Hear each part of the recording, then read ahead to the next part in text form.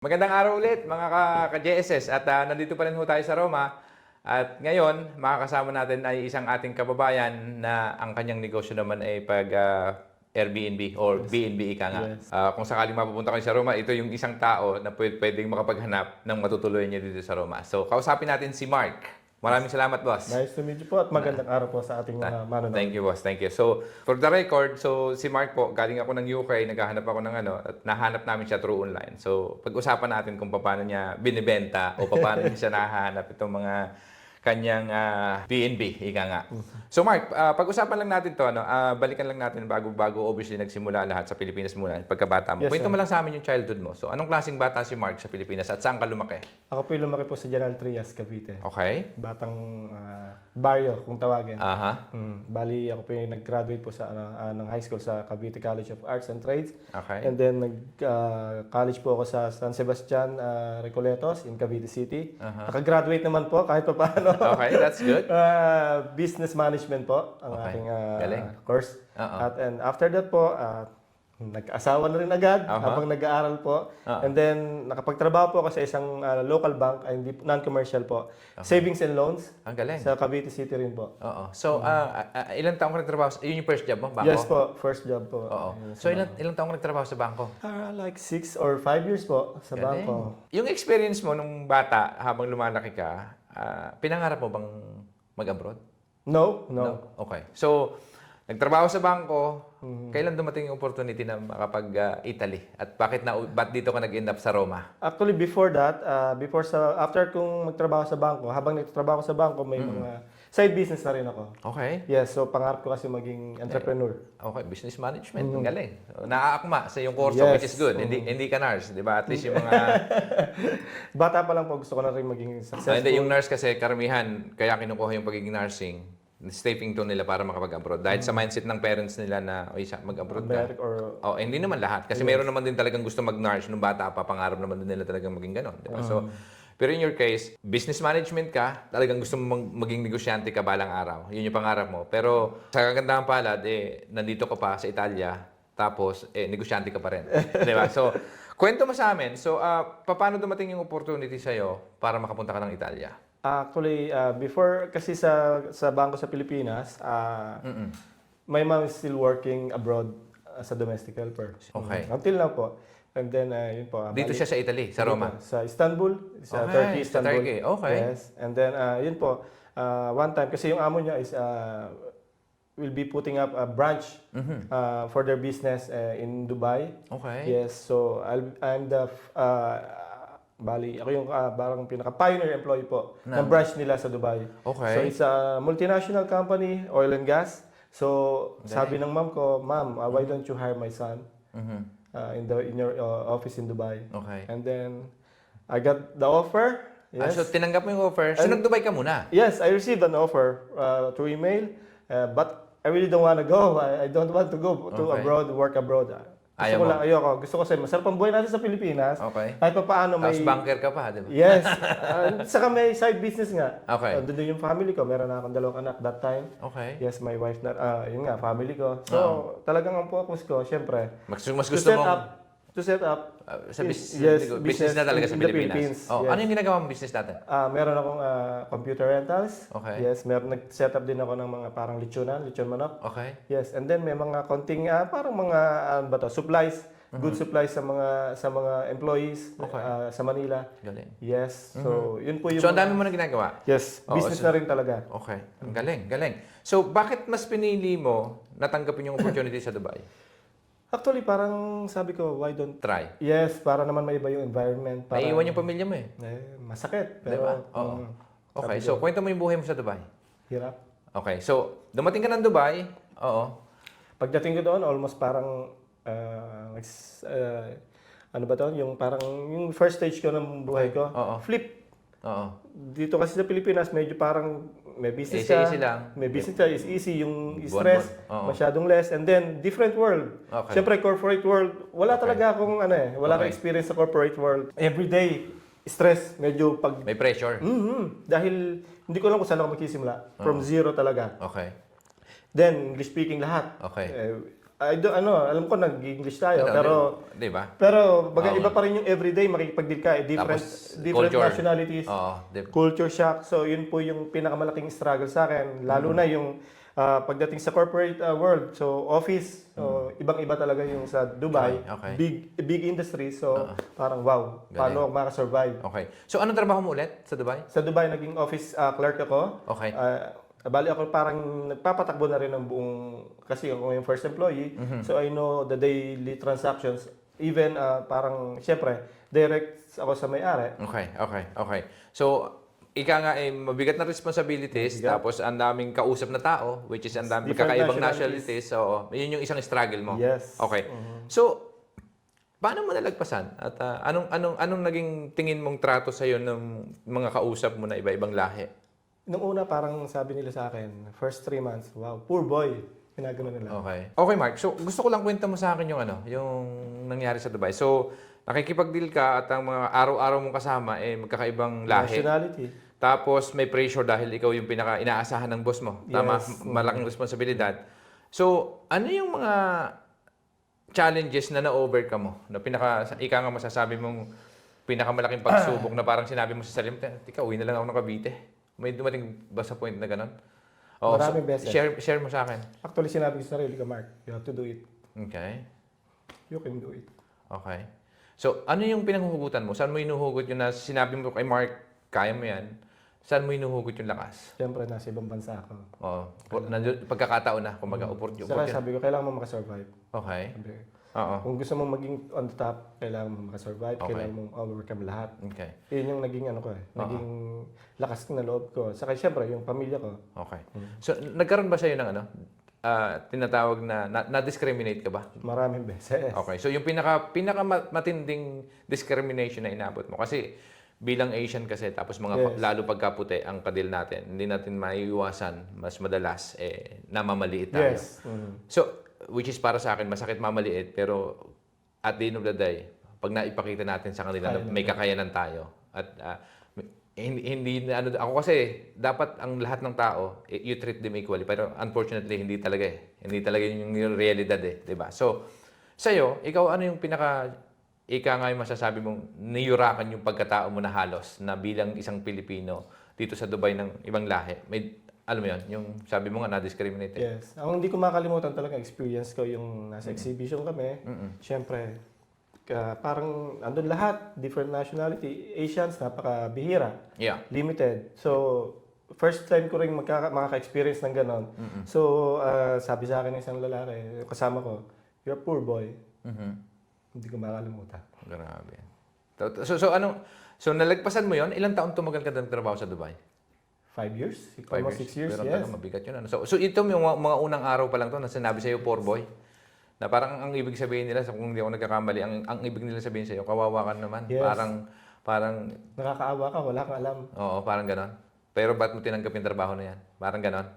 So anyway, nalagpasan mo yon at napakita mo sa kanila, tumagal ka ng 5 years. Na-promote ka ba? Hindi. Actually, yes. I tried to make a resignation after like 2 years. Okay. Yes, dahil sabi ko... Sobra na. Enough is enough. Parang, saka sabi ko, ang usapan natin, uuwi ako ng Pilipinas lang after 1 year. Okay. Yun ang contract natin. Then you said, Mark, can you extend for 6 more months? Oo. Because we are too busy establishing our new office here in Dubai. So, Mark, you cannot go home. So, ito yung may-ari. Yung may-ari. Oh, so parang sinasabihan niya sa'yo, huwag kang umuwi. We really need you. Okay, so Kasi ano nangyari? After a year kasi medyo overcome Namimiss ko mo na na- lahat Oo. Saka overcome mo na lahat. Kaya ko nang i-manage yung office. Okay. So I know the daily transactions. They depends on me Galing. every day. Parang naging company assets ka na. Director, managers, employees, lahat. Even the owner. That's why I do. I do work directly with the owners. Okay. So yun ang nangyari. So sabi ko, 2 years almost na ako nagtatrabaho. Kailangan ko ng break. Okay, para makita mo pamilya mo. Every day. Walang day off? 7 days a week? Lalo na pag nandun ng mga may-ari ng company. Oo. So ibang level kasi, nakipangailangan nila, yung mga personal nila. Ikaw so, pa rin yun? I do, like personal assistant as well. Grabe. Oo. So, all of the level in the office, personal assistant, managerial, Okay. even all of them, I do parang deal sa'yo, with them. ikaw lahat yun. So I knew them, Okay. everybody. So Galing. yun ang nangyari sa akin. Kaya Okay. parang ang isang nagpatibay sa akin at saka natutunan ko talaga matindi yung parang personal esteem ko, yung saka yung pakikipag-deal, communications with different level of people. Even you are the owner or Yeah. you're the chairman. Yeah. So, tumagal ka ng 2 taon, hindi ka pinayagan umuwi. Ano ginawa mo? I Nilunok sent mo the na lang letter. din. Yes, I sent the letter. I will do a resignation because I cannot do it anymore. I cannot take it. Okay, anong I ginawa told niya my- ni boss? No, Mark. I'm gonna bring your wife. I'm gonna give her the plane ticket, and I'm gonna give you an extra 1,000, something like that. Yeah. And then you can go back home as well. Ang galing. And then I will give you an increment. So, sa madaling salita, nakitahan ka ng potential na asset ka ng company kasi yun yung tinatawag na company sa asset. Pag nakitaan mo sa isang tao yun, importante talaga na ibigay mo kung ano pwedeng maibigay hanggat kayang ibigay para mas lumaki ka pa. Yeah. So, importante yun sa isang negosyante. Nakita niya sa iyo yun at ang potential. So, ano, sa madaling salita, nadala mo yung buong pamilya mo sa My Dubai? wife. My wife. Is yung wife mo lang? Okay, so naiwan pa rin yung mga bata? Yung dalawang bata. Dalawang bata na iwan sila. So, after nun na madala sa Dubai, nagkita kayo, umuwi ka pa sa Pinas? Hindi na? And umirin ako. Binigyan din nila ako ng Ng break? Yes. Oh, tapos at the same time, na-increase yung salary? Yes. Kasi nakikitaan ka na nga ng potential. So, sabi mo nga, 5 years. Ano nangyari after nun? And after that, the company is not doing well. So, Eventually, yes, slowing down. part ng ano, di ba? Yes, part After- of the business. Roller coaster talaga eh. They're about to close the company. Anong ginagawa nito? It's an oil and gas company. Okay. Yes, that's why I decided. My wife is working in the bank in Dubai. Yes. So, nasama mo na siya? Yes, yes. So She's magkasama na kayong dalawa sa Dubai, nagtatrabaho na si wife pa sa bangko, Yes. tapos nandun ko pa rin sa same company? Same company, same Oo. company. Okay, ang galing. Yes. So, yung mga bata, naiwan pa rin sa Naiwan Pinas? sa Pilipinas. Anong pakiramdam ng isang magulang na malayo sa Sakit. anak? Oo. Okay. Mahirap. Oo. So, kwento mo lang sa amin, maliban doon sa mga challenges na naikwento mo na, ano yung mga isang aral sa'yo na parang, lang yan naman gagawin. Pero sa tingin ko kasi, karamihang hugot natin, bilang isang OFW din, para lang talaga sa pamilya eh.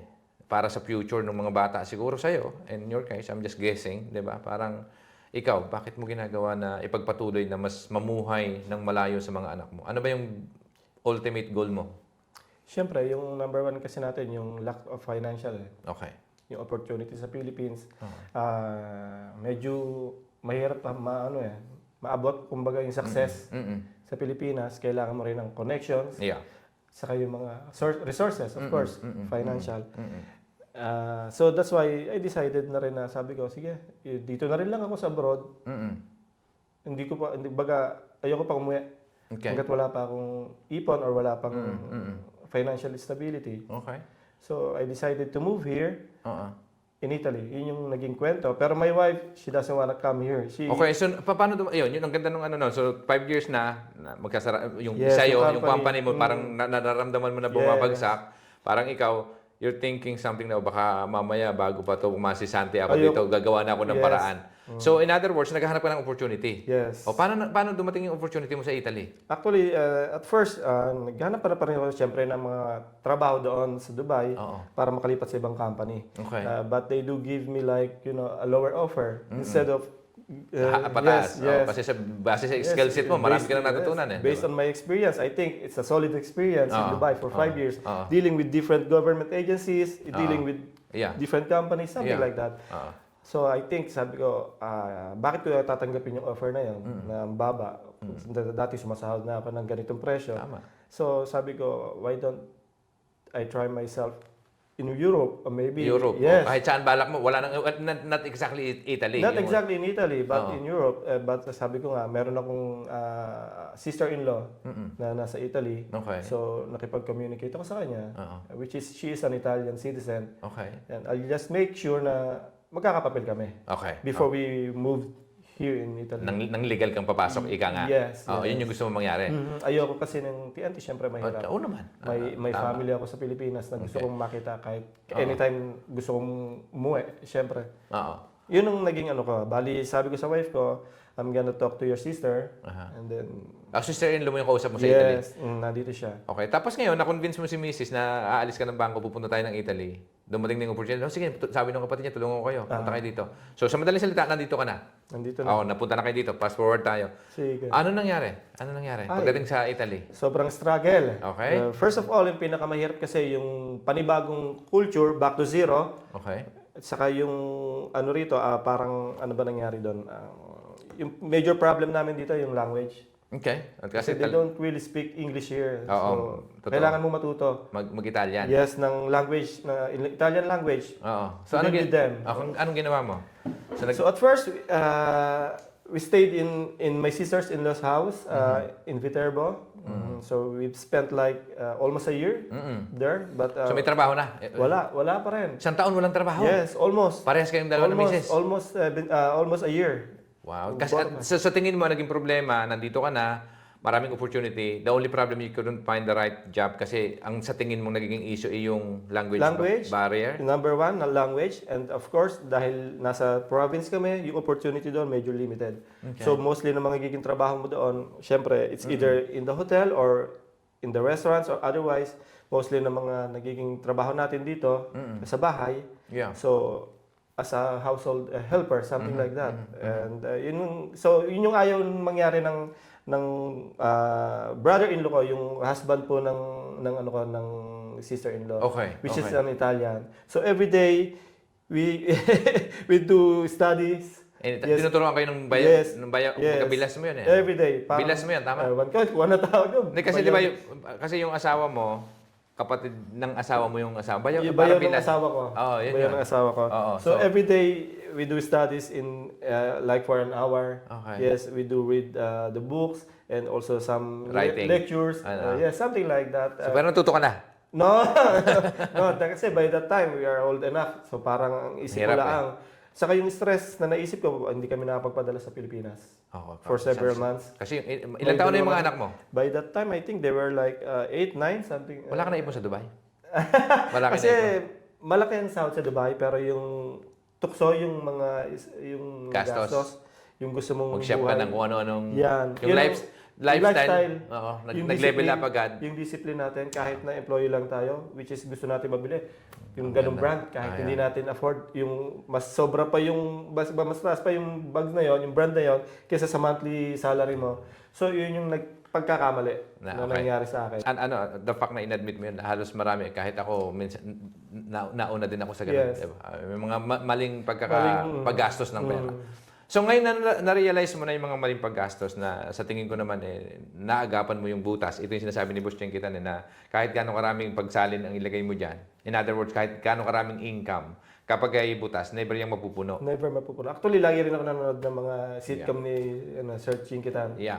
So, isang aral yun na tumatak din sa akin. At the same time, may ka na ng realization. At marami pa sinasabi dito sila sa Pilipinas, yung mga, di ba, karamihan sa ating OFW na nagiging problema talaga na, okay, parang nag-i-enjoy tayo masyado, nakakalimutan na, ay, dapat pala pagbutihan yung paghawak talaga sa pera. Kasi bandang uli, Spend it wisely. sayang yung time, panahon. Yung time ang pinaka-importante eh. Oo. Kasi yung pera, ayan lang eh. Kinikita natin yan eh. Pero yung time, Oo. na Hindi naman babalik eh. Si ate, priceless yun. gumagawa ng 18 years, right? Yeah. Di ba? Parang, so, para sa akin, ang dami pang kailangan talagang matutunan. Di ba? Na, sa mga bagay. Kasi ang tanong lang naman kasi kung gusto mo talaga na baguhin. Kasi ang mahirap kasi sa atin, minsan alam naman natin na problema na eh.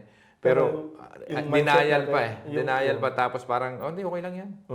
You go lucky na parang, okay lang yan. Baka, bahala na bukas. Take it easy, parang Diba? ganun eh. Oo. So, ikaw, nandito ka na sa Italia, walang trabaho isang taon, which is, unfortunately, wala rin ipon para, naipon sa Dubai para maipadala sana doon sa mga bata, di ba? Habang naghahanap ng trabaho. Which is para sa akin, mabigat, masakit sa iyo din yon bilang isang magulang at, di ba, na nandoon sila. Mga ilang taon to, mga dalawang bata? Nung nandito sila, kayo? Ngayon sila ay Nung nandito ka ng 1 year na wala kang trabaho, na wala kang mapadala. like 12? 12 So, years old?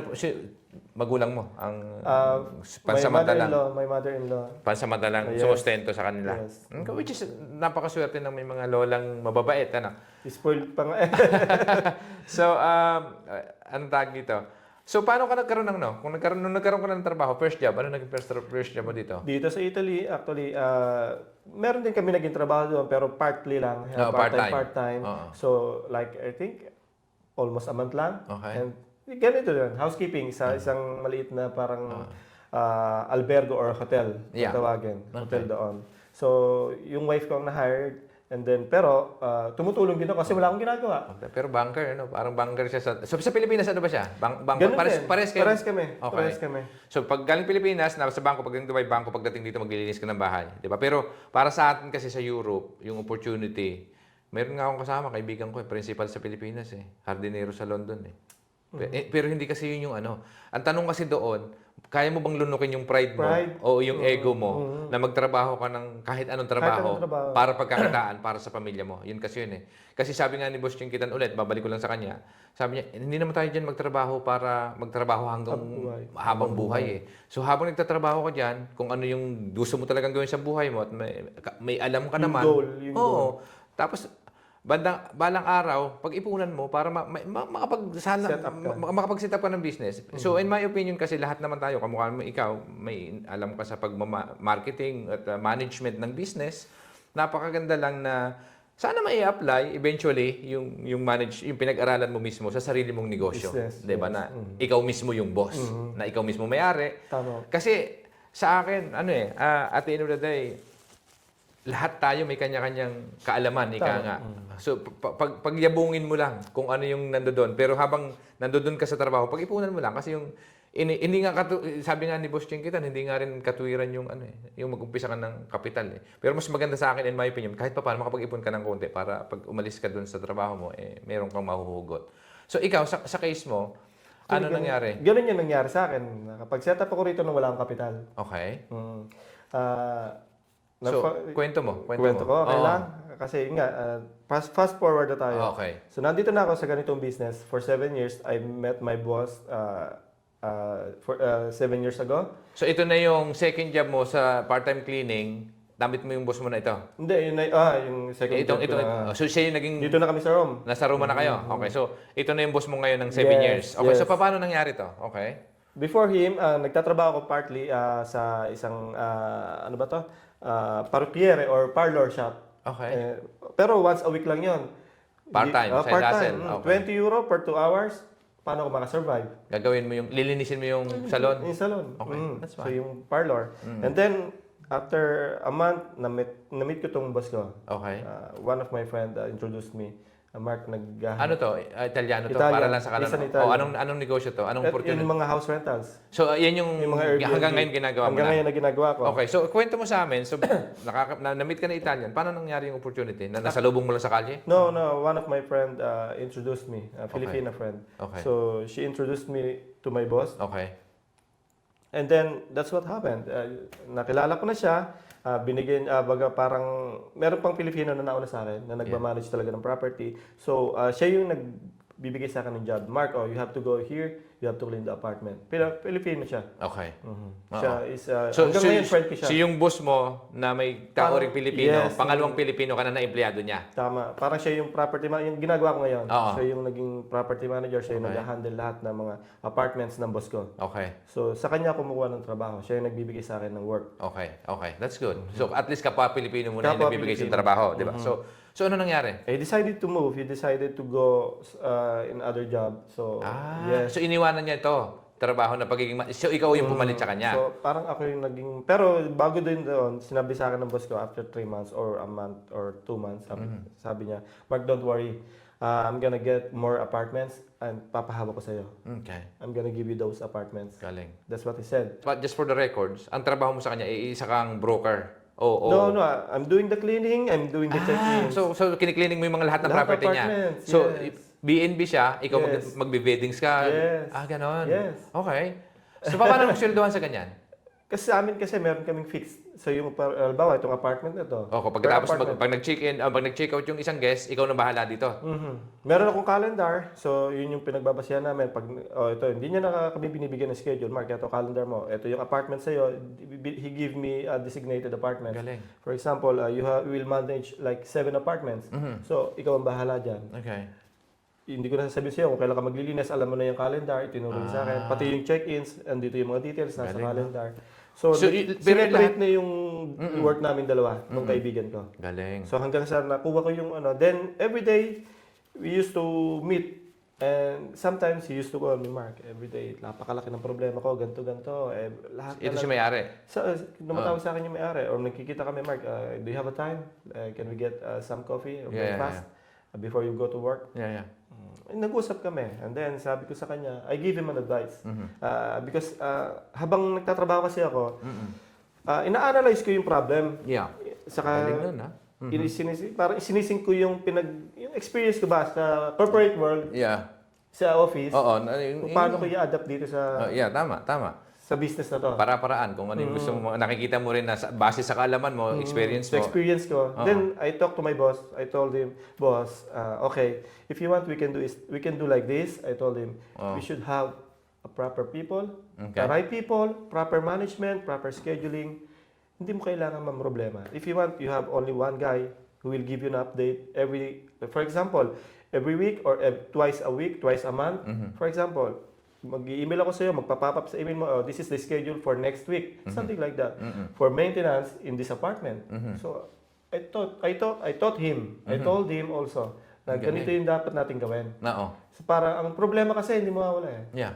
Part na ng buhay natin. Yun, Saka literally, yung ganyan, iba-ibang tao gumagamit, may masisira dishwasher, Usual. yung banyo, may Mga problem, handle. yung shower. Kayo yan eh. Kasi wala naman hotel, yung hotel kasi may mga chief engineer yan eh. Na, usual problems. Oo. So, sabi ko sa kanya, hindi mawawala ang problema. Okay. So, my job is to eliminate the problem and your work, to eliminate the stress. Okay. I will absorb everything. You give me the fixed salary or good price, something like that. Fixed salary. Para magkaroon kayo ng... Yes, Oo. ng team. Oo. If you want, I can do it for you. Okay. He said, okay. So, ikaw na nagpresyo sa kanya ngayon ng sweldo mo. Hindi pa rin naman. Kasi syempre, Pero ang galing nun ha. Ibang level yung para problemado siya. Siya nagpaputak po ng negosyo pero bukas siyang tumanggap ng advice galing sa isang katulad yun ang natin. gusto ko sa kanya. Parang Okay, kasi galing nun. we treat each other like brother. Oo. Sometimes like a father for... Matanda na din yes, ba? yes. Okay. Like, So, ang galing. mas So, matanda siya sa sa madaling salita, nagtrabaho ka for how many years to na ganon?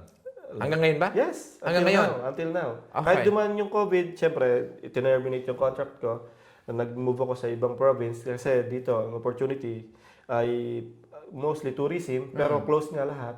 So, napalipat ako ng province ng ibang, like few months lang, almost a year. And then, nung bumabalik na, yung tourist, Mark, why don't you come back? Binalik ka niya. So ngayon, hanggang ngayon, may kontrata ka sa kanya? Wala? Yes. I do still have contract. Okay, so galing na pero balikan natin doon sa ginagawa mo ngayon. Kasi sabi ko nga, ang laki ng potential ng ginagawa mo ngayon na, well, obviously kung may kontrata ka doon sa isa, pero pwedeng ikaw yung maging siya. Yes. Diba? sa totohanan. So, anong plano mo ngayon na napakaganda ng takbo mula nung August ka mo nga nag-start ka nitong ano. Balikan lang natin tong ano kasi sa akin ang ganda ng ginawa mo eh. Nakakabilib dahil nowadays, 'di ba? Alam natin lahat, yung cellphone ay talagang isang pinakamagandang kakampi mo yan sa Isang negosyo. Isang means. Oh, so, lahat nandiyan diyan. Is this a question of how maximize kasi passive income yung eventually pag na-monetize yung channel mo, hindi mo na kailangan papasok na yung pera. At the same time, yung mga nabubuk mo ngayon na by commission, dito nahanap kita dahil dito nahanap ka ni Hides, di ba? So, para sa akin, napakaganda ng ginagawa mo. At the same time, yung mga Pilipino rin, nagiging confident sila na kampante sila eh. Na pagka Pilipino mismo ang kausap. Yes. At for somehow, di ba, mas tayong mga Pilipino, ano yun eh, kumbaga, mas gusto natin na Pilipino na rin ang kausap natin kung pupunta tayo sa ibang bansa. Di ba? So, ang ganda nun, ano yung plano mong gawin dito? Napakaganda nung ginagawa mo at ako'y natutuwa at talaga namang sa tingin ko ang laki ng potential. Anong plano mong gawin? Eventually. In the next 2 years time dito sa, I understand lahat tayo may mga second job, di ba? Trabaho, pero opportunity kasi minsan lang dumating yan.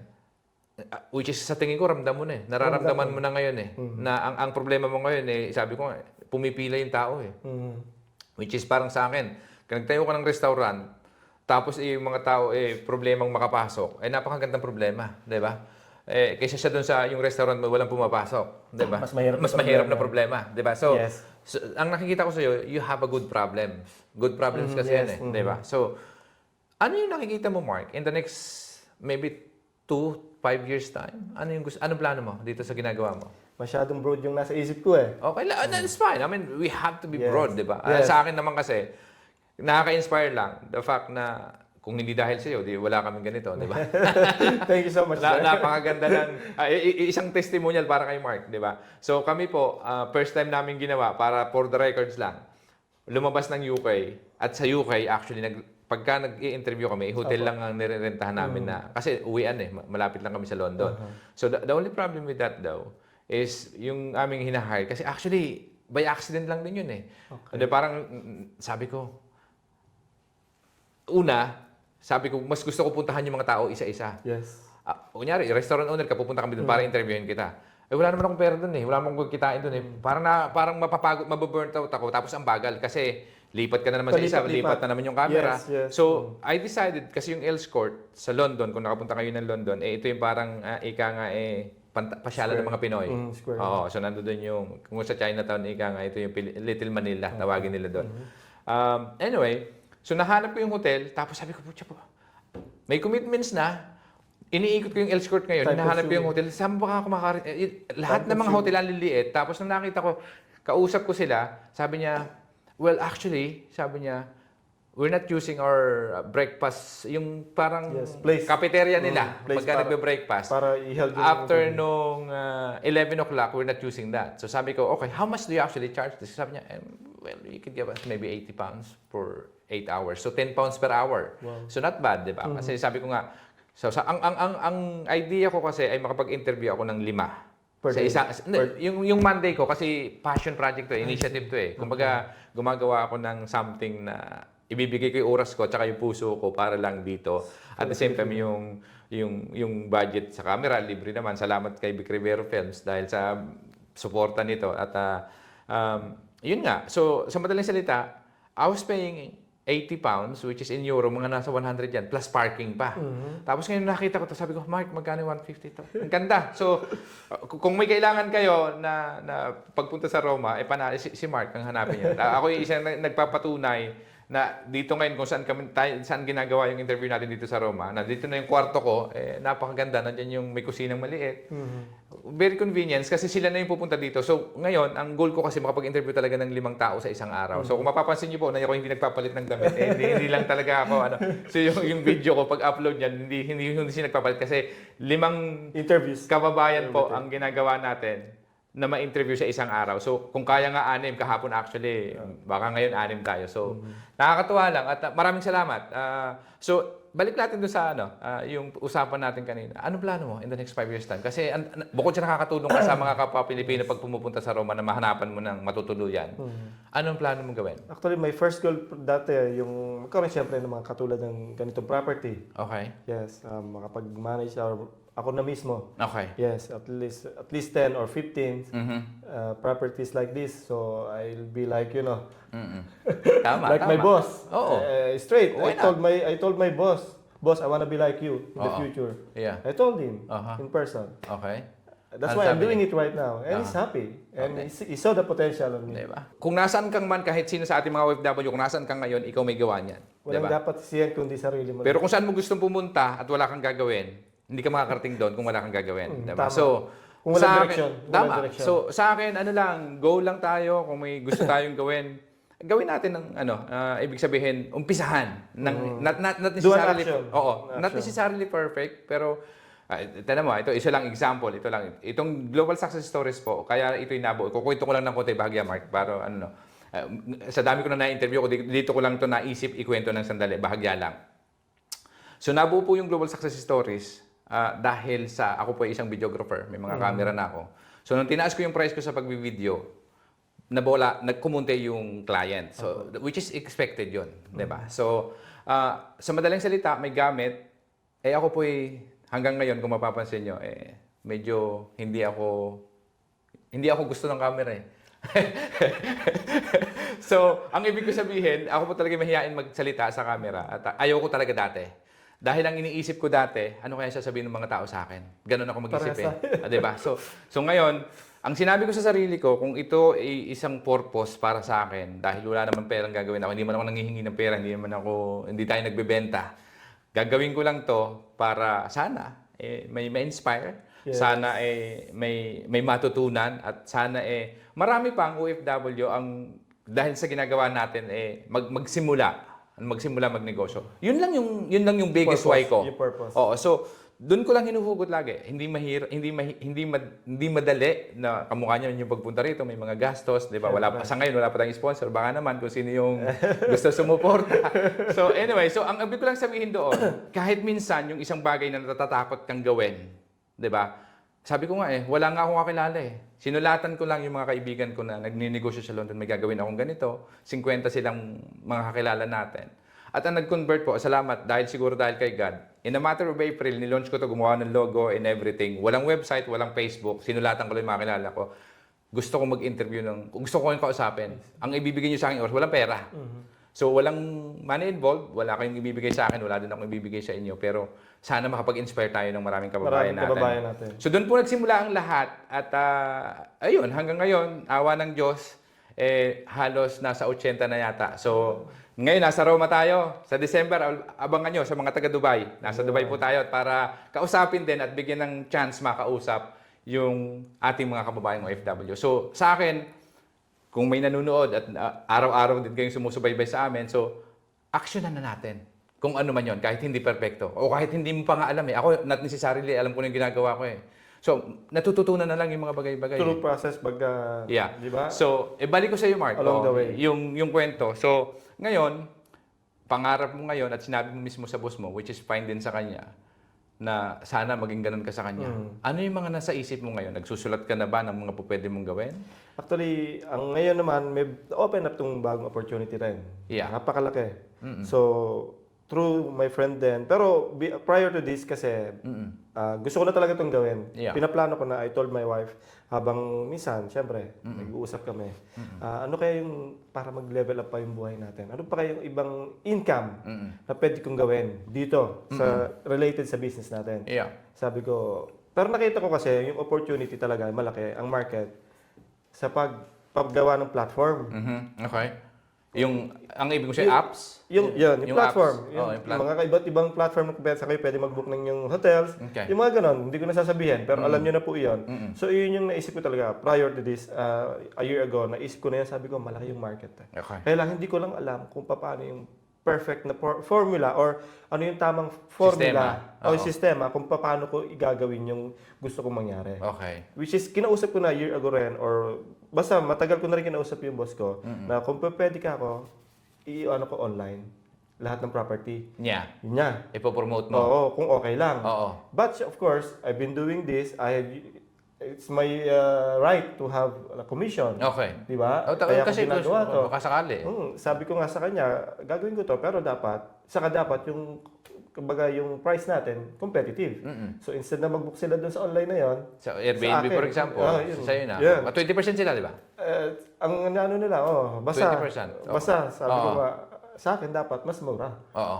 para maging competitive tayo. Okay. So which is we agreed like 2 months ago. Oo. Sinubulan ko na. Okay. Pero matagal ko na siyang gustong kumalas na kayo sa No. We still She's still doing affiliated. BNB, pero pag mas may nabubok, kung sino mauna, yun na lang yun. Ganun. So Sa tingin mo ngayon, sorry to interrupt you. Sige, okay. Dun sa experience mo, simula nung nagbi-video ka, na maaring, kasi nakakalam lang naman siya, maaring alam mo din, yung mga units na, Yes. fully book ba lagi pa sa Airbnb, or dahil sa ginagawa ko, kahit pa paano yung mga butas na available pa sa Airbnb, mas natatatakpan na namin ngayon. I-feel ko. So, ano sa tingin mo ngayon yung ikaw na video content, kasi binibidyo mo yung property, mas malakas market. Tapos, ang nakikita ko lang sa'yo, sa ngayon, karamihang client mo Filipino. Lahat, Filipino. halos. 99%. Yes. Diba? Which is maganda, natutulungan mo yung kababayan natin, at the same time, kumikita ka, Yes. tapos may content ka pa. Multiple source of income. Yes. Ang galing. Nakakabilib yung ginagawa mo. Tayo, saludo ako sa'yo. Salamat. So ngayon, yun po yung sinasabi ko, na para-paraan lang, kahit minsan, di ba, na parang kung si Mark, sinabi niya, ano ba yung pinagagawa nito ni Mark? Pa-video-video ka na sarili. Kung ganun yung iniisip mo, hindi mo mangyayari yun eh. Parang ako din eh. O ngayon, okay. Di ba? Kahit anong sabihin nyo, wala namang problema Gusto sa kong akin eh. O, ano ba ginagawa ko? Hindi naman masama. Hindi ko naman, di ba? Pinopromote So, mo lang. kung sa akin, mas maganda, supportahan nyo na lang eh. Di ba? Kung wala din naman kayo matutunan, kung ayaw nyo na, huwag nilang din nyo panoorin. Yes. Di ba? So anyway, nakakatuwa lang dahil sa tingin ko, ang laki ng potensyal para sa'yo. Ang laki. Oo. So ngayon, bukod sa nakakatulong ka, ano yung pakiramdam ng isang, ika nga kumukomission ka na, dati ito yung income mo, tapos potentially yung social media mo, maglalaki income. Anong pakiramdam at ano yung masishare mo sa ating mga kababayan na nanonood ngayon na baka sakali na may gawin din sila sa ika nga word of wisdom na pwede mong ibigay sa ating mga kababayan? Actually, sa akin, lagi ko lang sinasabi, palaging siyempre yung hard work, ibigay mo yung 100% Oo. sa trabaho mo. Oo. Saka yung, siyempre, yung kung iset mo yung goal mo, Okay. kung ano talaga yung goal mo sa buhay, kung ano yung gusto mong maging sa buhay. Oo. Kailangan kasi yun, importante yun. Yeah. Kahit tayo kumikita ng malaki, pero kung wala tayong sariling goal sa buhay, Walang target, ika yun nga, nga. parang Walang sabi direction mo, eh. walang direksyon. Kahit lagyan mo ng lagyan niya ng tubig, Oo. hindi po mapupuno yan kung butas. Oo, totoo. Ganun yun eh. Kasi Okay. Galing. yun ang ginagawa ko ngayon. Oo. May goal ka dapat sa buhay after 5 years or after 10 years. Oo. Dapat ganito ka na. Oo. Which is dapat nung kapag ginawa rin. Oo. Kagaya na sinabi mo Tama. kanina. Nagkamali rin ako. Marami akong Di ba, pagkakamali. part yun eh. Di ba? Na parang sa akin kasi, Learning process yun eh. Oo, so para sa akin kasi, mas mabilis ka magkamali. Sabi ko nga ako, ang dami ko ng negosyong binuksan eh. Di ba? Pero learn from your mistake, dapat. Dapat, oo. 'Di ba? So sabi ko, Mag-improve. sa Pilipinas pa 'to, ikaw din ganun din, 'di ba? Ang dami mong mga pinasukan negosyo. Pero ito, hindi naman ito kino-consider business yung ginagawa natin. But I'm saying sometimes you have to find your purpose. Yes. Kasi ito sa akin hindi naman 'to negosyo eh. Sa ngayon eh, 'di ba? Parang kung kumita ako sa YouTube, salamat sa Diyos. Dahil 'di ba, kumikita 67 mula 3 months, 67 na yung 67 pounds na kita ko, napakalaki, 'di ba? At least. Di ba? Lahat naman tayo nagsimula sa maliit. So, ang ibig ko sabihin, kung titingnan ko kasi yung income, baka ang hirap naman gawin yan. Tapos 67 lang. Yun. The reason kaya ako pinagpapatuloy ito, hindi ko kasi hindi yun yung Yun ang purpose hindi mo yun eh. yung biggest why ko. Kasi ang naiisip ko ngayon, baka ito ibigay ng Diyos sa akin. Baka ito yung purpose ko. Yes. Na sana makatulong pa sa ating mga kababayang OFW Okay. para Hindi lang after the money. ayan, di ba? Di ba? So yung pera, susunod na lang daw yun eh. Tama. Kung pag ginagawa mo yung nasa puso mo at inaalay mo sa kanya lahat, baka kung ito yung purpose ko, tulungan mo na lang ako na sana may mapulot naman talagang yung mga Maganda. sinasabi ko, May kapulutan ng aral ng mga kababayan natin Pilipino. Tama. Yun lang naman yun. So ngayon Mark, kung magkakaroon ka ng pagkakataon, at salamat dun sa advice mo sa mga kababayan natin. Kung may pagkakataon kang kausapin yung batang version ni Mark, anong gusto mong sabihin sa kanya? Okay lang yung sana mag-enjoy, pero dapat naman pala. Nag-set ka na rin sa sarili mo ng goal. Oo. Paano ka ma-establish? Financially. Okay. Kasi marami ko na rin, gusto ko na rin maging CEO or maging owner ng company. Diba? Bata pa lang ako. Hindi ko na pinangarap talaga maging empleyado. Ang pangarap ko talaga maging boss. Oo. Yun talaga. Mangyayari yun. Yun talaga yung pangarap ko. Kaya lang, siyempre, dahil sa dami ng mga, alam mo na, yung mga nakapaligid sa atin, hindi natin alam kung ano yung ipa-priority natin. So, inuna ko muna yung pansarili kong kaligayahan, yung mga ganon. Oh, kasi minsan Set masarap makabili limitations. ng masarap makasuot ng Louis Vuitton eh. Saka yung happy-go-lucky. Yung aking jacket kay Sarah lang. Basta yung happy-go-lucky, yung enjoy mo yung buhay habang kabataan mo, di ba? Go with your friends, pero limited yung resources. Which is, sa akin yun yung nakita kong nasobrahan ako. Parang ang sinasabi mo kay Mark, ngayong alam mo na, huwag ka na masyado Tama. Konting, Kasi sa tingin ko lang din naman, ang feeling ko, amin sa akin din mahilig tayo sa magarang kotse. Di ba? Minsan parang, ang iniisip natin, gusto ko isipin ng iba, maayos yung kotse ko eh. Pero hindi naman dapat ganun eh. hindi, tama. O minsan nauna yabang eh. Di ba? Totoo yun. Diba? Totoo. Ganun lang din. Parang feeling ko ngayon, ito nga, yung paggawa ng ganito, ang sarap lang kapag na-appreciate ng mga tao at mga nagko-comment yung tao na pagpatuloy mo lang yan kasi marami Maganda kaming yung ginagawa natutunan. niyo eh. So, yun doon na lang ako, yun na lang yung nagpapalakas ng ano din sa amin na Para mag-move forward. Fuel yun eh. Para sa para akin. mag-go on. Gasolina yun eh. Para pagpatuloy. Yes. So, kaya yun. So, yun nga. So, bukod dun sa sinasabi mo sa kanya na sana, hindi masyadong naging maluho, maaaring sa damit o sa ibang bagay. Sa ibang bagay. O, ano pa? Ano pa yung gusto mo sabihin kay Mark? Eto nga, Mark, mukhang ano na eh. Mukhang Diba? nararamdaman Na konti na lang, medyo. konting-konti na lang. Diba? So parang tuloy lang. Salamat din sa old version dahil na-enjoy ko yung buhay na kahit di kami mayaman, Diba? di ba? Masarap. Yung normal na buhay. At saka sa akin ngayon, sa nakikita ko sa'yo, kung ito yung biggest way mo, sa'yo na lang manggaling.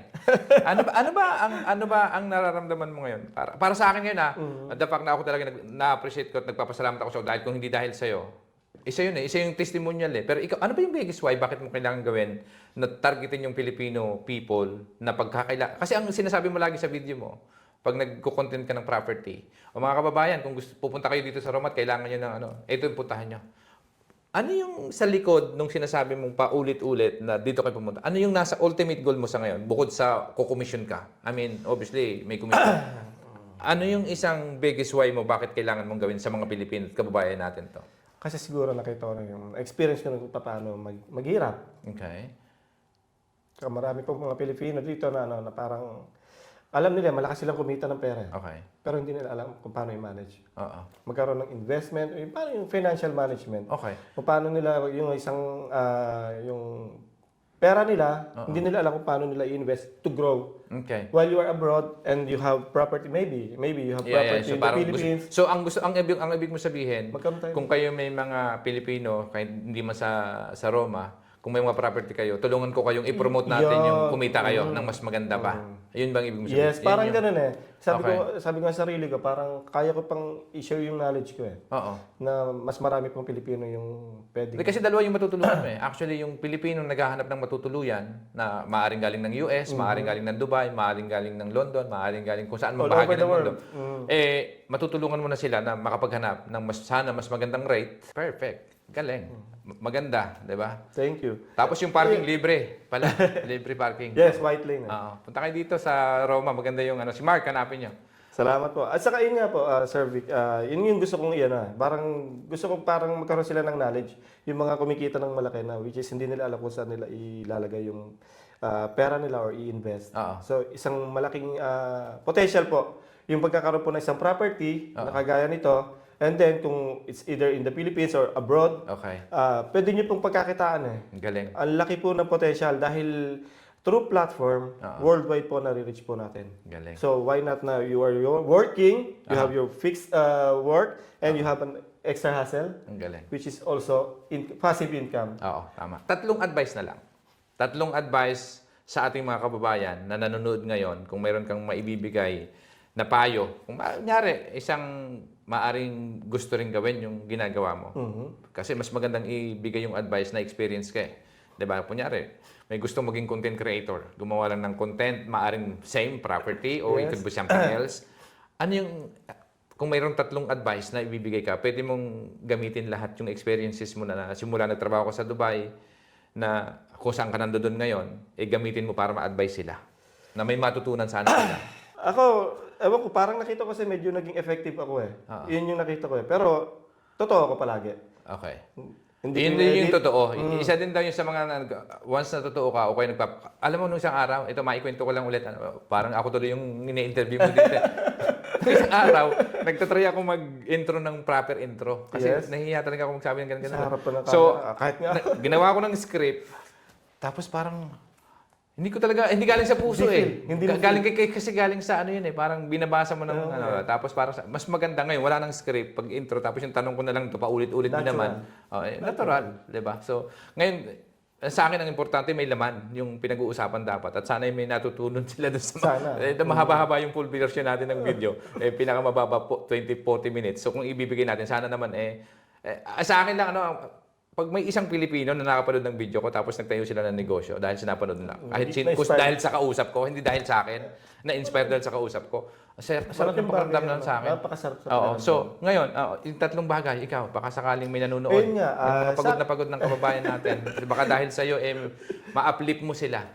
Sa akin, sa ginagawa ko ngayon, sa pagiging, ito ngayon, sabi nyo nga, content creator, yun ang masasabi ko, sa akin, genuine ako. At saka yung instead na, not after the money. Yeah. Not after the money. Kasi may mga time din na lumalapit sa akin na, Mark, baka pwede mong iano itong property ko. And then, tinanong ko siya kung halimbawa nga, kung may license. Mm-mm. Sabi niya, wala. Sabi ko, hindi pa pwede. Mahirap. Ay, Huwag kang tatampo yung mga kasi mahirap din naman malalagay ka sa alanganin, 'di ba? So, And kung kaya rin lang natin gawing legal, Illegal na lang lahat. gawin natin. Oo. Dahil mas masarap maggumawa ng tama, Tama. 'di ba? Kaysa Yun po. baka Magus project pa eh. sa akin kasi, isa yun tapos yung isa sa number one na ano ko sa buhay, lagi kong sinasabi sa mga kapwa ko, gumawa ka ng mabuti, mas mabuti yung babalik sa'yo. Tatama. Totoo naman yan, di Totoo ba? yun, oo. Masama ginawa mo, di Masama masama rin din ang babalik sa'yo. Eh, actually, maano ko lang, isang kwento ni, kung kilala mo si Pastor, asawa ni Ate Lovely. Ron? Machocini. Pastor, si Brother Ron. Taga Batangas. Si Pastor Ron. Sabi niya sa akin nung nandun sa tindahan, kung bagsakan ng kung ano, pero yun yung lalaki na tinanggap at alam niyang mali. Pero yun daw, isang araw, kinalabit siya ni Lord na, tigilan mo yung kalong kasi Yung mga maling matatapos din yung maling gawain mo. maling Yan, hindi rin maganda. So, alam mo, sa akin, minsan, yung mga bagay na dapat alam naman natin huwag mo nang gawin, huwag mo nang gawin. Diba? Gumawa ka ng tama siya sabi, gumawa ka na ng mas mabuti, mas masarap yung pakiramdam. Kahit anong, kasi, well, on the flip side, kahit minsan na gumagawa ka na ng mabuti, may basher pa rin eh. Pero hindi mawawala. 'Di ba? Parang sabi ko nga yung nung nag-interview nga ako, 'di ba? Salamat dun sa nag-comment pero 'di ba? May mga nagko-comment kasi na mag-aral ka muna tutoy, ika nga bago daw ako mag-interview.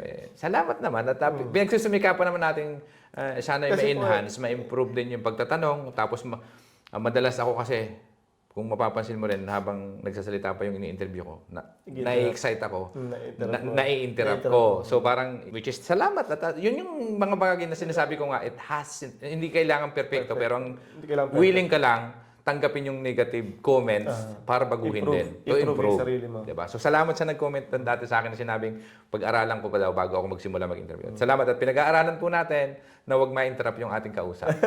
Hindi, which is, normal lang naman na magkamali eh. Oo. Saka pinaka-importante lang doon, sa pagkakamali natin, matuto tayo. Tama. Galing. Husay. So, ngayon Mark, pagkakataon mo na to, kung may mga nanonood ulit na ating mga kababayan na gustong pumunta ng Roma, baka may mga tulong kang magagawa sa mga naghahanap ng matutuluyan. So, ito na yung pagkakataon saan pwedeng mahanap si Mark. Ayun yung camera. Ayan po, para po sa mga ating viewers at sa mga ating fellow Filipinos, kababayans po all over the world. Actually, the business is really doing good, doing well. Sana po, kung kayo po pupunta rito sa Roma, Mark My Place lang po ang inyong hanapin. Mag-book po kayo sa akin directly. At meron po akong mga numbers or DM lang po kayo. WhatsApp, siguro pinakamabilis contact ngayon. Po, ina-advise ko po ang aking mga clients or mga inquiries po na tumawag na lang po directly sa akin. Kasi sa ngayon po ay bago pa lang po yung aking page at pinaplano ko po in the future, near future, na mag-hire po ng right people para po i-improve po namin yung aming page, yung aking pong system. At of course, I feel like, overwhelmed. Malaki po yung plano ko pong gawin sa aking, parang sana maging ma-materialize at magkatotoo, yung Mark My Place worldwide. Okay. So WhatsApp number. Ang WhatsApp number ko po ay, kung po pwede niyo pong tawagan or i-message sa +39 334 397-3972. Yun po yung aking Italian number po dito. Available po ako sa WhatsApp and Viber. Galing. Yun! That's it. Maraming salamat, Mark. At sana maraming salamat sa pagpapaunlak at sana kahit papaano may magawa rin yung Global Success Stories para sa pagpapa-promote ng business mo. At sana pag may pupunta sa Roma, hanapin niyo si Mark. Ako rin po, sir, nagpapasalamat. Sorry to interrupt you, sir. I'm excited lang. Thank you so much. Thank you so much. Sa mga ganitong katulad nyo, nabibigyan nyo po kami ng opportunity na mai-market or maipaalam po sa mga kapwa nating Pilipino na marami pa po tayong pwede ma-inspire. At yun nga po, sana po ay marami kayong matutunan sa amin at magsimula na po kayo. Yung mga kung anong pinaplano nyo, huwag nyo na pong antayin. Kasi yung pong time masyadong, limited. Oo. Saka kailan nyo pa po ba gagawin? Tama. Bukas? Sa makalawa? Pag po pinagantay nyo yun, wala pong mangyayari. So do it now. Take an action po. Not necessarily perfect, di ba? Yes. At saka yung risk, kasama po yan. Okay. Galing. Maraming salamat, Mark. At na-appreciate ko yung time mo. Salamat sa iyo. So, ayan mga kababayan. At natapos na naman po ulit ang isang success. Sana po ay napulutan ng aral at na-inspire po kayo. At sana po, kung mayroon na kayong gustong gawing negosyo, gawin nyo na ngayon. At kung kayo po ay nag-enjoy at napasaya namin kahit paano, mag-subscribe at i-share na po ninyo ang aming channel. Maraming salamat po sa panonood. Hanggang sa muli.